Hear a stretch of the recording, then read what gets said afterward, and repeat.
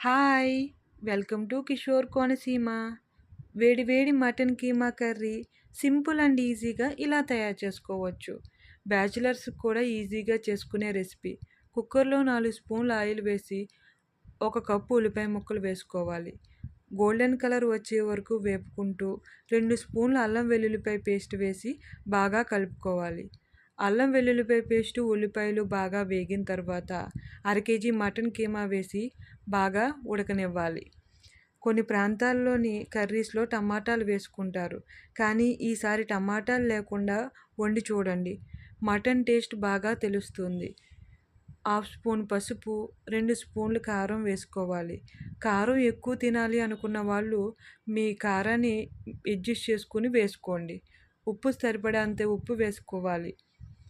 బాగా కలుపుకొని 2 కప్పులు వాటర్ వేసి మరలా కలుపుకొని ఉడుకుతూ ఉన్నప్పుడు కుక్కర్ మూత పెట్టి సిమ్లో 4-5 విజిల్స్ వచ్చే వరకు ఉడికించుకోవాలి. ఉల్లిపాయలు ఎక్కువ మొత్తంలో తీసుకోవడం వల్ల కూర అంతా తీపైపోతూ ఉంటుంది.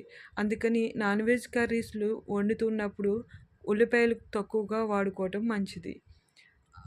1/2 స్పూన్ గరం మసాలా, 1/2 స్పూను ధనియాల పొడి వేసి బాగా కలుపుకొని ఉడికించుకోవాలి.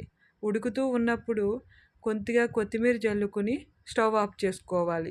అంతే, వేడివేడి మటన్ కీమా కర్రీ రెడీ.